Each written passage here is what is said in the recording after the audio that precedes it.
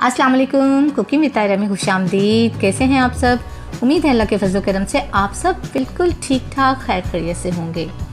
आज हम अपने किचन में बहुत ही गज़ाइयत से भरपूर डिश बनाने जा रहे हैं, जो कि ना तो सिर्फ गज़ाइयत से भरपूर है बल्कि इसकी अफादियत और भी इस तरह से बढ़ जाती है कि ये हमारे नबी करीम सल्लल्लाहु अलैहि वसल्लम की पसंदीदा गज़ा है। हम बनाएंगे तलबीना। तलबीना ना सिर्फ गज़ाइयत से भरपूर है, बहुत एनर्जेटिक है, बच्चों बड़ों सबके लिए ही। क्योंकि आप सल्लल्लाहु अलैहि वसल्लम के दौर में जब कोई बीमार हो जाता था तो आप फरमाते थे कि इसके लिए तलबीना तैयार करवाया जाए, क्योंकि आपका इरशाद मुबारक है कि तलबीना दिलों से गमों को उतार देता है, यानी ये कमज़ोरी को बिल्कुल दूर कर देता है। तो जब ये इतना गज़ाइयत से भरपूर है, ना सिर्फ बड़ों के लिए बल्कि बच्चों के लिए, पढ़ने वाले बच्चों के लिए जिन्हें याद बहुत कम होता है, उनके लिए भी तलबीना एक बेहतरीन गज़ा है। तो आइए देखें कि तलबीना कैसे बनाया जाता है और इसकी ओरिजिनल रेसिपी क्या है। अगर आपको मेरी वीडियो अच्छी लगती है तो मेरे चैनल को सब्सक्राइब कीजिए, बेल आइकन प्रेस कीजिए ताकि मेरी नई वीडियो की नोटिफिकेशन आपको फ़ौरन मिले। रेसिपी पसंद आए तो लाइक कीजिए, अपने दोस्तों में शेयर कीजिए। शुक्रिया।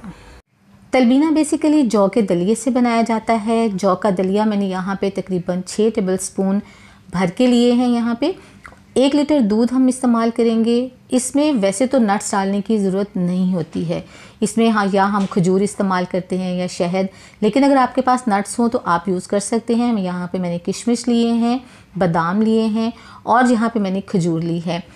बहुत खुशकिस्मती की बात है, तलबीना बना रहे हैं और मुझे अजवा खजूर मिल गई है, लेकिन आप दूसरी खजूर भी इस्तेमाल कर सकते हैं मीठे के लिए। बिस्मिल्लाहिर्रहमानिर्रहीम। जौ के दलिए में हम पानी डालेंगे और इसको इसमें डिप करेंगे। इसका मकसद ये है कि जब तक दूध बॉयल होगा ये सोख कर लेगा पानी को और नरम हो जाएगा और गलने में आसानी होगी। अब हम क्या करेंगे, जो हमने खजूरें ली हैं उसकी गुठलियाँ अलग कर लेंगे। आपको पता है खजूरों में भी बहुत ग़िज़ाइयत होती है। आप सल्लल्लाहु अलैहि वसल्लम खजूरों को बहुत पसंद करते थे और जब हम आपको देखा होगा कि बहुत ज़्यादा भूख लगी हो और 3-4 हम खजूरें खा लें तो हमारे अंदर काफ़ी सारी तवानाई आ जाती है और वो हमें एक अच्छी ग़िज़ाइयत फराहम करती है। तो खजूरों की गुठलियाँ निकाल लेंगे और इसको हम अच्छे से पीस लेंगे। आप चाहें तो ग्राइंड भी कर सकते हैं, लेकिन मैं यहाँ पे इसको ग्राइंड नहीं करूँगी, मैं इसको पीस लूँगी। ये मैं इसलिए कर रही हूँ कि मुझे बिल्कुल जो है वो उसका पेस्ट नहीं चाहिए, मुझे इसके थोड़े से चंक्स चाहिए ताकि जब हम तलबीना या दलिया जब हम बनाएंगे उसको खाएं तो जब खजूर इस तरह मुंह में आती है तो उसका टेस्ट बहुत अच्छा होता है।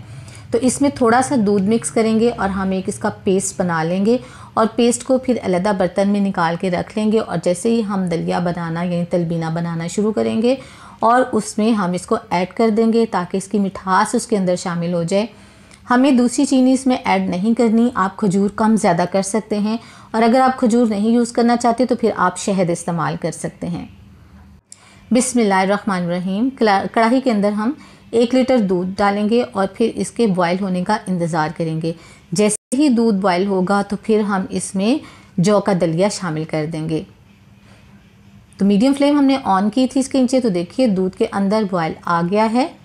अब यही स्टेज है कि जब हमने जो दलिया पानी में भिगोया था वो काफ़ी ज़्यादा सोख हो गया है। अब इसमें हम वो दलिया डाल देंगे। बिस्मिल्लाहिर्रहमानिर्रहीम। दलिया डालने के बाद साथ ही हमने जो खजूर का पेस्ट बनाया था वो भी हम इसके अंदर शामिल करेंगे। इसे थोड़ा सा पहले मिक्स कर लेंगे ताकि, क्योंकि नीचे से आग जल रही है तो ये नीचे से लगे नहीं। तो साथ ही हम इसके अंदर बिस्मिल्लाहिर्रहमानिर्रहीम खजूर का पेस्ट डाल देंगे और फिर अब हमने इसको पकाना है। मीडियम फ्लेम के ऊपर हमने इसको तकरीबन 25 से 30 मिनट तक पकाना है ताकि ये गाढ़ा हो जाए और दलिया अच्छे से गल जाए।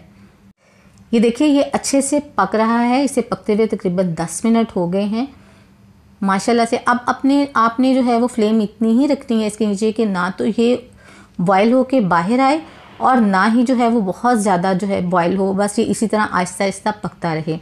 ये देखें यहाँ पे मैंने थोड़े से अखरोट थे मेरे पास, वो भी ले लिए हैं मैंने यहाँ पे, और इसके अलावा पिस्ता था मेरे पास पड़ा हुआ तो वो भी मैंने थोड़ा सा इसमें शामिल कर लिया है।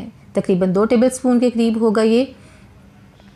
अब हम इसमें जो हमने किशमिश थी वो इसके अंदर हम बादाम डालेंगे, पिस्ता डालेंगे अखरोट थोड़े से डालेंगे और कुछ गार्निशिंग के लिए रख लेंगे। ये ऑप्शनल हैं, अगर आप नहीं डालना चाहते तो आप ना डालें, आप उसके बगैर भी इसको बना सकते हैं।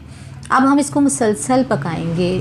आपको पता है कि जिन लोगों में जिस्मानी कमज़ोरी बहुत ज़्यादा होती है या हड्डियों की उन्हें प्रॉब्लम होती है और उन्हें डॉक्टर कहते हैं कि आप कैल्शियम ज़्यादा इस्तेमाल करें, या खून की कमी बहुत होती है और उन्हें डॉक्टर कहते हैं कि आप आयरन बहुत इस्तेमाल करें, तो जौ के दलिए में बहुत ज़्यादा आयरन होता है, बहुत ज़्यादा कैल्शियम होता है, तो उन लोगों के लिए भी ये बहुत बेस्ट है।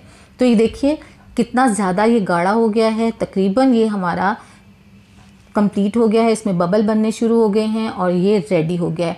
हमें बहुत ज़्यादा थिक नहीं करना, बस इसको इसी तरह से रखना है। अब हम थोड़ी देर तक इसको और पकाएंगे और इसकी फ्लेम ऑफ कर देंगे और फिर हम इसको अपने बाउल के अंदर निकाल लेंगे।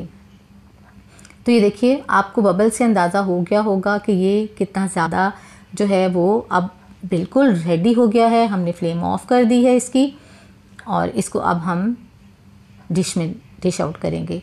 देखिए यहाँ पे मैंने एक बाउल ले लिया है, बिस्मिल्लाहिर्रहमानिर्रहीम। इसके अंदर हम ये दलिया पोर कर देंगे। माशाल्लाह माशाल्लाह बहुत ही ज़बरदस्त बना है।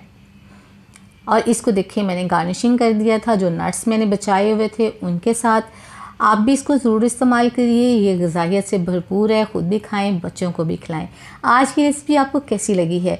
अपना फ़ीडबैक ज़रूर दीजिएगा, दुआ में याद रखिएगा, अपना बहुत सा ख्याल रखिएगा। अल्लाह ताला आपको ज़िंदगी की तमाम नेमतें, तमाम खुशियाँ अता फ़रमाए। आपकी ज़िंदगी में कोई दुख, कोई गम, कोई परेशानी कभी भी ना आए। आमीन सुम्मा आमीन। नेक्स्ट वीडियो तक के लिए ताहिरा को इजाज़त दीजिए। अल्लाह हाफ़िज़।